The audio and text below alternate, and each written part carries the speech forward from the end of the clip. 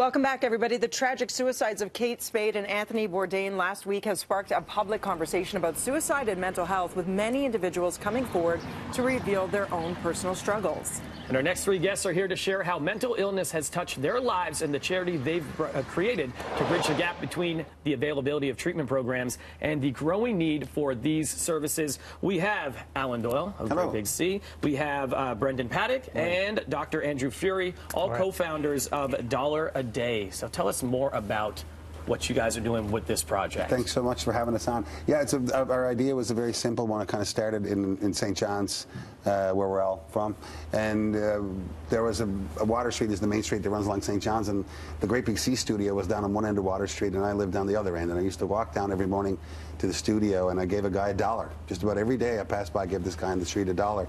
And when the record was done, we went on the road, and I wondered how I could give $1 to him to help him out without being there. And I wrote a check later after saving up a few shekels to a local food charity. And then I told the guys about it not long later, and the idea for a charity where people could simply give $1 a day and have it distributed around the country to frontline mental health and addictions programs. That might be a really beneficial and easy way for people to give, and a really easy way for people to make a big difference across the country. Truly coast to coast. So how does this flush out? Because oftentimes people think, if I donate, how do I know it's actually getting to those frontline workers? And how do you bridge that gap? So how does it flush out? So we've got a great selection process where we've partnered with the Canadian Mental Health Association and some other mental health and addiction strategy people across the country. We've vetted certain projects that range the huge scope of mental illness and addictions, including, the opioid crisis in Vancouver, to some Aboriginal issues and First Nations issues in Alberta, all across the country. So we have a selection process where we vet some people who need the help and help try to fill that gap. So you can approach us online, and we'll vet the application and make sure that the dollars that are donated go to the services that need them the most. And do you have any personal reasons as to why you decided to get on board? Because all three of you, I mean, this is in its infancy. It's a grassroots organization. You launched it in February. You've been using your platform during, the tours to help raise awareness. Why did you want to take part in this? I think, there's 0 degrees of separation amongst anybody in society. The stats are so daunting. 1 in 5 Canadians this year will experience a mental health or addiction issue. By the time we all reach 40 or 50 years old, over half the country will have experienced an issue. So you think about that, 1 out of 5 people that working here on the set, 1 out of 5 people that you get on the bus with today, 1 out of 5 people you go to work with every day are going to be touched. For me, it was very personal. I lost my mom to mental health and addictions about 8 years ago. Andrew sees it on the operating room table every day, and Alan's in a very dangerous industry.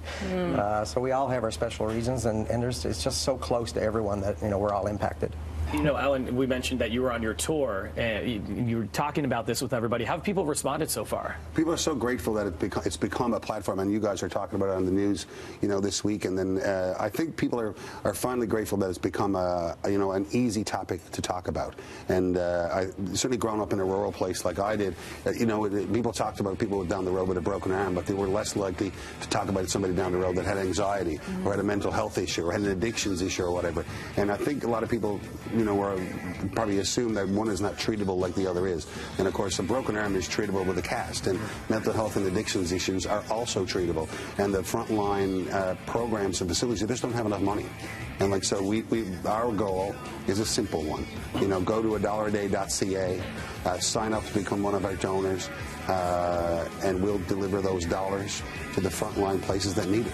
You're doing amazing work, all three of you. Thank you so much. And where do we see you on the road next? Oh, I'm coming back here to the Greater Toronto area in the middle of August, doing a show with Dean Brody at the Budweiser stage, and all around Southern Ontario, a bunch in early July. And the summer stuff starts in a couple of weeks, so off we go. FIFA Fever starts tomorrow. Are we into it? Which team are we backing? Real quick. I'm backing Italy. Oh, yes, for 2026.